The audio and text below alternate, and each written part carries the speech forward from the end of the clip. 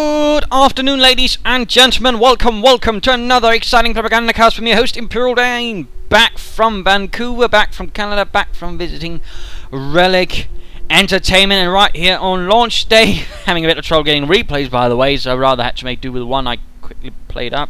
Tried several games. This was the best, not an best match, but of course I'll be able to keep up with a lot of details, about what I saw in Vancouver. Of course, there's a lot I can't talk about. What I can talk about is still pretty damn exciting. Of course, we're going to talk about some of the new things, including some of the downloadable content commanders. Indeed, oh, it's right down there. In fact, says premium item. Fancy that. But we shall be watching Hardcore Gamer fighting for the Germans, fighting for the 103rd Panzer Brigade. Opposing him shall be Imperialdane, that rascal of rascals, playing for the Soviet Union's 310th Rifle Division in the name of Comrade Stalin. We are noting here a 2 pioneer start up from Mr. Hardcore, whereas the Danish one is rather starting out, of course, with one combat engineer squad, conscripts heading up the centre. Going to go for a bit of a spread out, sort of that way, getting as much territory as possible, thus also getting an idea where his front lines run, so he can actually try and hit the weaker spots. And of course, right here, some of the new commanders are Spearhead Doctrine and Joint Operations. They are available separately, part of apparently a starter pack with all of the sort of initial commanders, or part of the Collector's Edition class. Also, of course, pre-orders for those that bought them. We have the Joint Operations Doctrine, which has an officer, reconnaissance, lots of artillery, field guns, and the Spearhead Doctrine with the Panzer mortar half-track, reconnaissance, overflight, Tiger tank, and frag bombs. So a bit of this and that. Grenadiers on the way now, though, for Mr. Hardcore Gamer. And we are, of course, seeing the spread continuing here again, going to figure out where is he actually heading, what should I be expecting.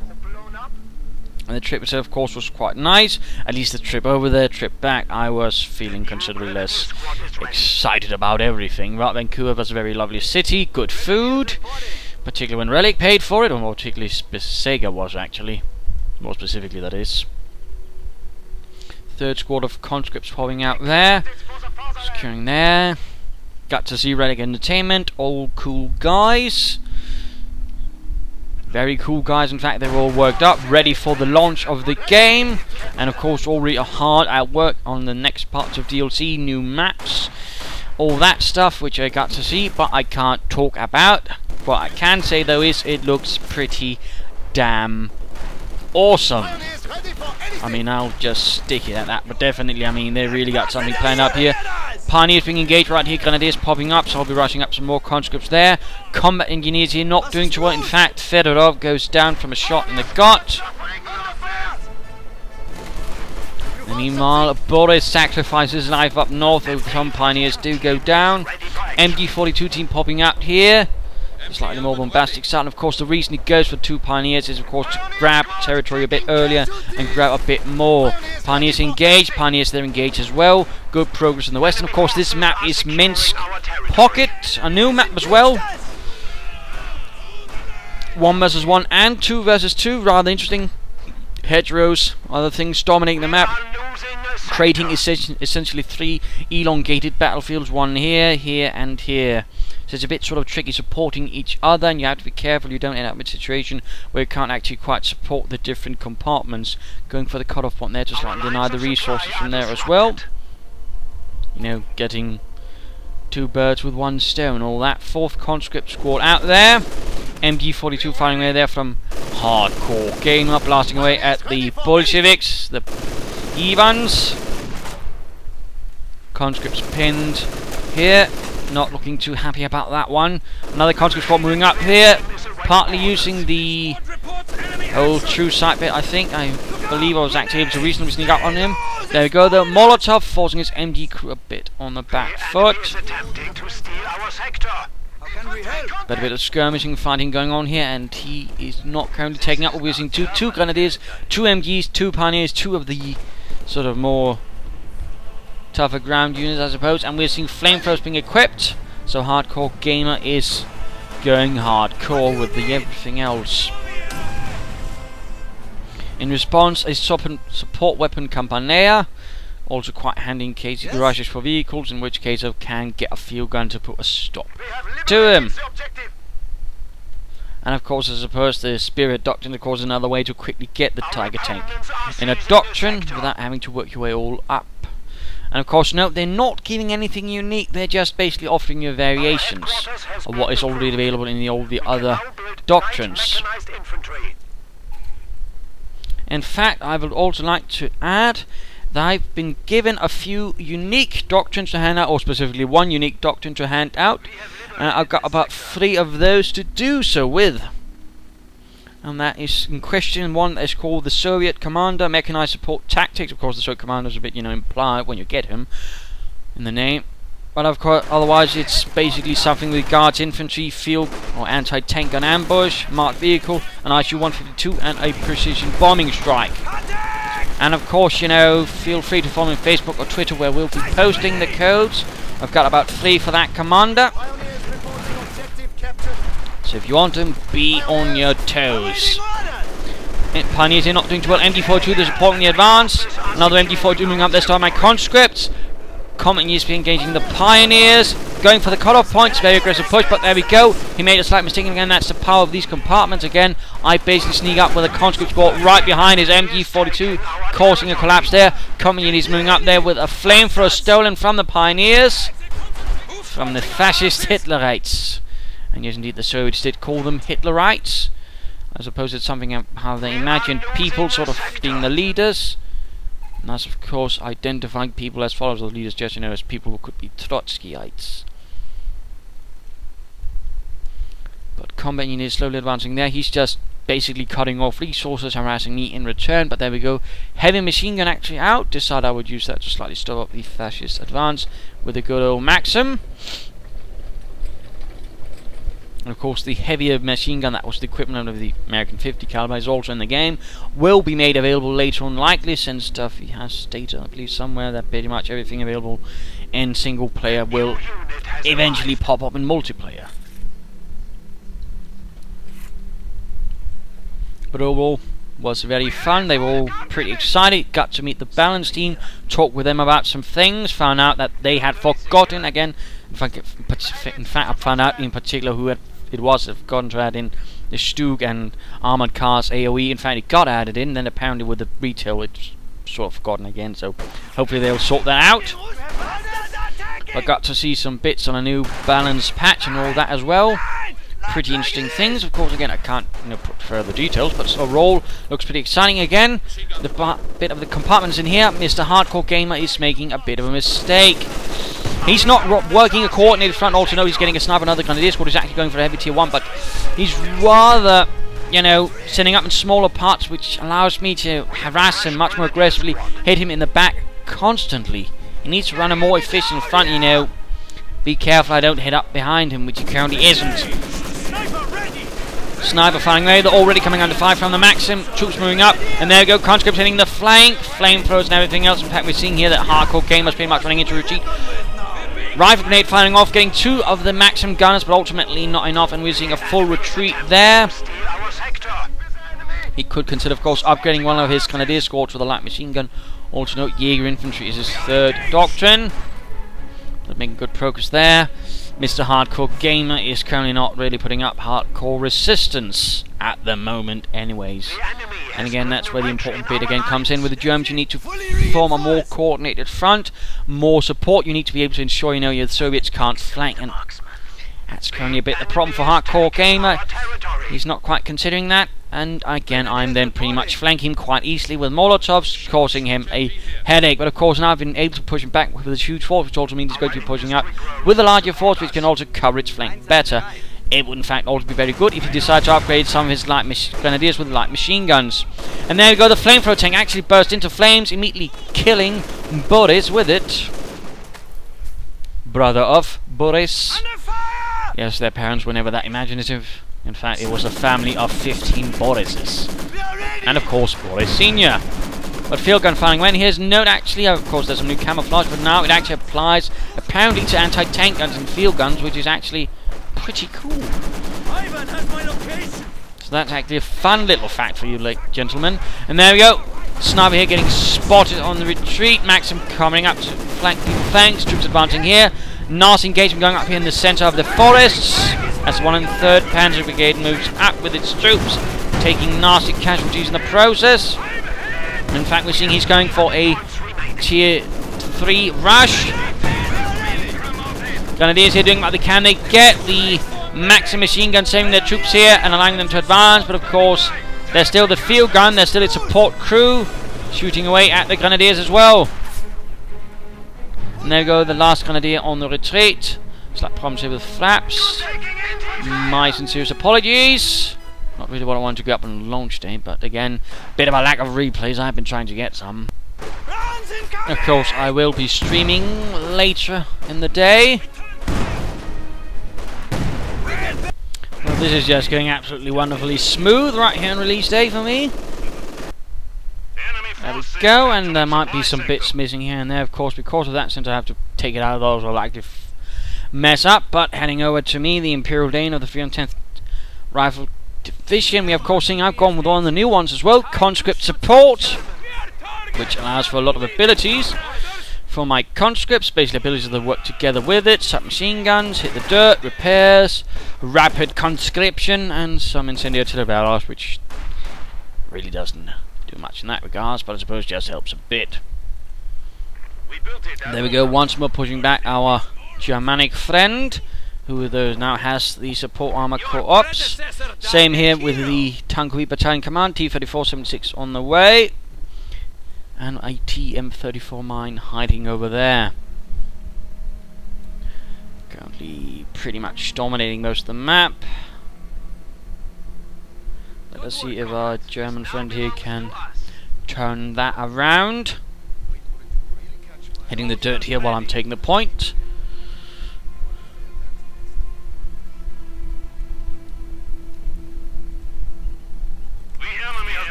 There we go, Grenadiers, and apparently sending in the MG42 crew first. That's a bit dangerous there by hardcore gamer. He could easily run into some sort of Russian ambush. So that is something you generally, again, you want to be careful. You don't just want to rush in a weapon support team like that on its own.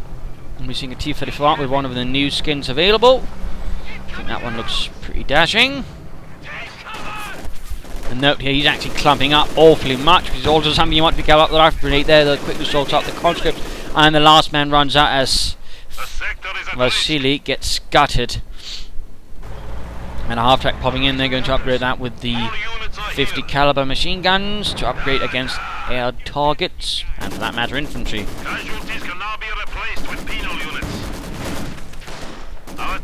Troops getting hammered there with the 30 caliber.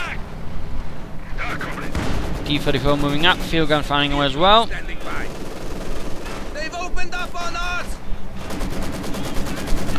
And apparently our friend here is still a bit off from a tank. Oh, but it's been given a camouflage paint made of actually paint supposed to be used on the interior of the tank. It's a pretty sort of basic, desperate paint made by the camouflage made by the Germans. Right here, things go slightly wrong, and you might be wondering, well, why does it do that, Dane? The simple fact is, my mother at the same time was calling me, to hear how my trip back went. And of course, distracted me a bit. Can't blame her, of course. She didn't know I was playing. And of course, I don't intend to, but, you know, just an explanation of why everything all of a sudden went south there. After it, quickly moving up, unleashing 50 caliber rounds on the fascists. Well, that Panzer's been pulled back, rather successfully escaping my wrath for the time being. But there you go, one of the many new camouflages available. There are several, in fact. In particular, if you get the collector's edition, there'll be a few more, I think, unique ones at least for the time being. T-70 tank moving up there. Tiny little tank. Used for the earlier parts of the war, and pretty much was rendered redundant as soon as the Russians rather and realised that the T-34-76 could pretty much do the job of the T-70 a bit better. So the T-70 tank pretty much about mid-war rather stopped being made in any larger numbers, and those that would have been there would of course been used, but you know, not really in any large scale. T-70 though firing into those poor Germans. Going to try and panzer fast there though. And there we go, in fact we see a retreat going on there from Hardcore Gamer. And it's in fact time for the mid-game analysis. Current situation though is, after that fight he was actually able to push up on the flanks quite nicely. I was a bit occupied then, of course, pulling back my troops, pulling them back in. So of course he's now heading up here, cutting off resources, forcing me into a very small bit there. In fact, he could try and flank. Although of course at the same time I'm going to slightly start and get something down at a second field gun just in case he does try to do it, because I'm not going to be getting a T-34 anytime soon. But for Mr. Hardcore Gamer, what is the question? What does he need to do? He needs to, of course, wipe out my center position, which is rather tenaciously held. In particular, the half-track is going to make it easier for me to basically reinforce my troops and keep them in the fight there. So, of course, that is a tricky part. And, of course, he needs to also choose a doctrine if he already hasn't. And let's just pop in, see if has he chosen one. Apparently, the game did not like that. But no, he has not. But in that sense he needs to choose a doctrine as well, because he's starting to get points. That also means you have to really get them using, otherwise it's just wasted effort in that direction. But of course he needs to get that Panzer IV repaired, which he also needs to consider getting some more armor, perhaps another Panzer IV, a Stug, an Ostwind, something to work with it. And of course he's got a nice opportunity here right now, in fact, to try and hit me in the flanks and do some serious damage. I mean, again, this is a pretty exposed area.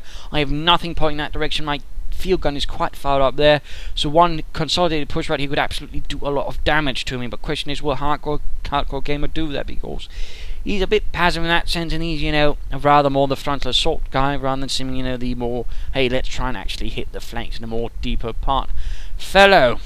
For me, of course, I need to push up. I need to secure my flanks once more. I need to push up here, mine them perhaps a bit more successfully, and, do some damage, get some more tanks up, try not to lose them, as that's utterly rubbish, as I lost that one. That was actually not good, but again, hard to manage tanks when your mother is demanding your attention. And of course, if you can't get something out of this T-70 light tank, which if properly used can also do a lot of damage. Now then, let's return to the fight. Let's see what Hardcore Gamer's response will be to all of this, besides securing this point under the watchful aegis of the Panzerkampfwagen 4 in its, once more again, improvised camouflage,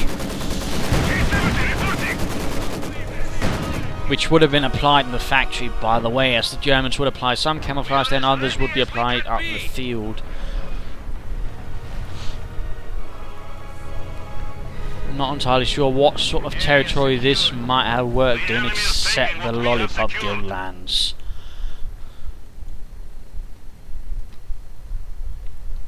But they're actually trying to set up on a flank assault gun. It is supported by an MG42. Needs to be careful he doesn't get spotted, of course. And of course the field gun also poses a problem for him, since it can pretty much just bombard any target I don't like, unless he hits fast enough. And of course he's not using the Panzer IV to support it, which would have been nice. And of course now he's immediately coming under assault. It's not just the half-track, but the T-70 light tank is moving in, blasting away at his troops, his men, his positions.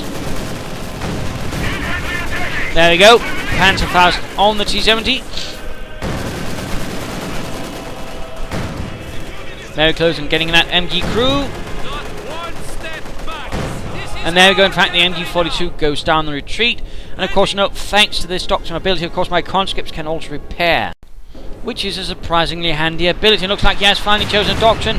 Light artillery barrage by the looks of it going in, which means either Jaeger infantry or that joint action one. Causing me a bit of damage there, but ultimately nothing too harrowing. Popping over there, in fact it is the joint actions, reconnaissance, the officer, the Pack 40, the light artillery barrage, and a howitzer available to him.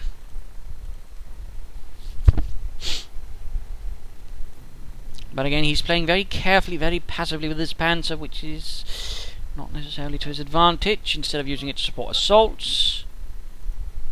Another field gun on the way there, and we also see a second T-34, oh well, another T-34 moving in to replace the one lost so viciously to the fascists. Also interestingly note, he's not actually using the officer, because that can actually be used to support his troops, give them small buffs while they're fighting, and of course also to get a bit more range on his mortars so they can fight a bit more safely.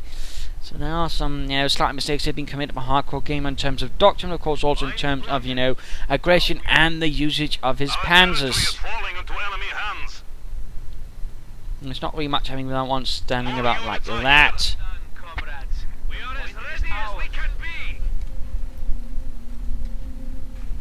And that mine could have been placed a bit better, I think. Another unit here coming under fire from a T-70.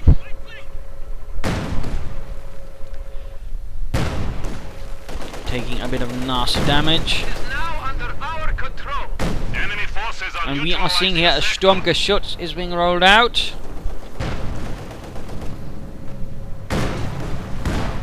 To help deal with the fascists. Or the Bolsheviks, actually. Highness the Commander rather worrying if, you know, this might not just make them even easier to hit, but then again it actually wouldn't. What was surprisingly was actually sometimes, in particular in the early fights, where one of the markings that out on the Panzers actually pretty much served like a bull's eye for the enemy tank commanders, which changed it, pretty much changed the cross they had on the side, which was a white one to a more, you know, a pink one, slightly harder to see for the enemy at range. But they're going in both of my tanks to help deal with that Panzer IV. Troops are mounting up here, but we'll soon be running into some nasty bits. Machine gun upgrade on the Stug. Granaten there for firing in support as well. Apparently that T-34... Wait, never mind. I keep thinking I already have one T-34 and getting another. Damn it. And yes, I'm slightly still disoriented after the whole trip. I barely got any sleep the night before because I could only sleep for 4 hours apparently. Then my body decided I had enough. There we go, trying to hunt down that Panzer IV. Of course he's trying to avoid it. He knows it's actually a pretty bad situation. He probably should have pulled it back so he would have avoided it. And there we go, quickly run, knocking out the gun, giving my T-70 pretty much a nice chance of knocking it out, which is already, by the way, Veterans U1. If it does this, I mean, it's pretty much going to be Veterans U2. Hartriger mounting up here was a bit absent-minded, and I also didn't know he had a Sturmgeschütz, so... And there we go, the Stug rolling in, while the Panzer IV tries to escape a slightly humiliating fate, death at hands of a tiny T-70. And there you go, the half-tech went down, the Stug secured a kill in the name of Das Vaterland. And there you go, we actually see a Tellermine. A Tellermine, ladies and gentlemen, and I did not know that. My T-70 is hunting in, and there we go. Tellermine gets a T-70, but also the Panzer IV. And of course, I still have the T-34, which can easily be repaired by my conscripts. So in that sense, I mean, this also works, you know, in terms of supporting your tanks as long as you've got infantry. So in that sense, I mean, the conscript support doctrine is definitely quite handy. But of course it also rather works on the fact that you actually intend to use your conscripts a lot and really like them, because rapid conscription ensures you'll be getting a lot more. And it works like the relief infantry, and apparently they're also going to be increasing at least the duration of the relief infantry, like 2 minutes. Likely this might get the same, might not, because the Russians do have larger squads, the Germans don't. So something to consider there. But let's hop over to the Germans. T-34 moving in. I'm being a bit cautious here now, and no, there is a Stug. And I have no intention of getting caught in front of that unless I can avoid it. Troops constantly reinforcing, and there we're going actually seeing a howitzer going up for Mr. Hardcore Gamer Man. Stug firing away. Again, once more missing the AoE. Actually try the rapid conscription ability. But probably should have been using a slightly more harder fight for that. But you figure, just use it, because why not? And I'm actually rushing in because now I've got a second T-34 in. I was hoping I could avoid it before he fired off the Panzer fast, but no such luck. Still, I got another T-34 rolling in. Stug getting blasted, and as soon as I get that T-34 in behind the Stug, that Stug is in a lot of trouble. And there we go. That Stug is not a good situation. Troops are getting a lot of fire straight at them. And this entire position is pretty much getting abandoned, including the Stug, which is actually soon Veterans U1, but sadly will not be able to enjoy it due to the T-34-76. There we go, almost got the Stug, almost. At the same time the howitzer's firing, and that does not get the camouflage, interestingly enough. Although that would have looked a bit silly, but, you know. There we go, second field gun popping up.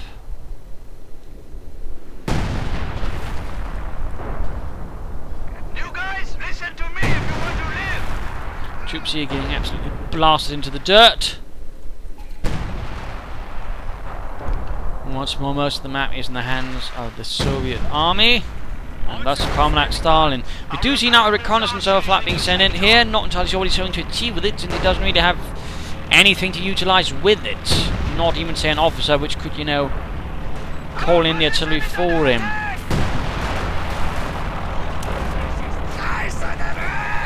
So again, Hardcore Gamer making a series of mistakes, failing to fully utilise his doctrine in many, many ways, and not ultimately getting most of his army, which is certainly quite a shame. Of course, he's got his mortar, but that's ultimately not doing too well. And of course, this match also being, you know, evidence that actually plays Soviets, but apparently I really shouldn't have to prove that to anyone. But again, someone will always be complaining, and someone, well, you know, even the fact, well, this is by the way just going swimmingly, but you know, the fact that I also said in some of my latest episodes that I was going to Vancouver apparently was missed by someone in those very exact replay comments or episode commentaries. I mean, really, how do you even do that? You know, people asking, where are you? I'm in Vancouver, as I said in the video you're posting comments on. I apparently failed to see that would turn out to be quite the riddle for people to figure out. Which of course is my mistake.